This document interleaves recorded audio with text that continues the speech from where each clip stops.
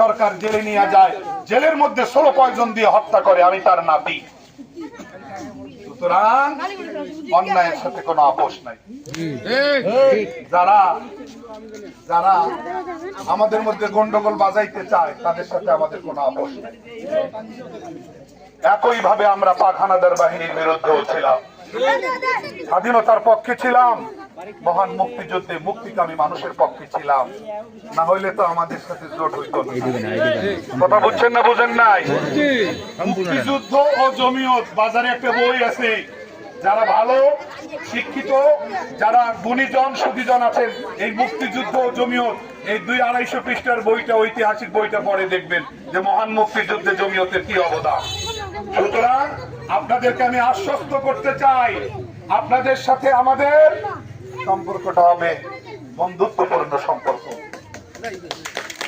কথা বুঝছেন না বোঝেন নাই? আমি যতগুলা টিউবওয়েল দিছি, 1000-এর অধিক ডোমার ডিমলায়, আপনারা না পাইলেও কেউ না কেউ পাইছে, শীত বস্ত্র কেউ না কেউ পাইছে। ডোমারে গিয়ে খোঁজ নিয়ে আসেন, আমাদের হিন্দু ভাই বোনেরাও আমার কাছ থেকে সেবা পাইছে। আমার অর্ডার যে আমার জনকল্যাণমূলক কাজ, চ্যারিটির শীত বস্ত্র বিতরণ, খাদ্যদ্রব্য বিতরণ এবং অন্যান্য কাজ, টিউবওয়েল বিতরণ, এটার মধ্যে হিন্দু মুসলমান কোনো পার্থক্য থাকবে না, কোনো পার্থক্য থাকবে না। মুসলমান ভাইয়েরা যে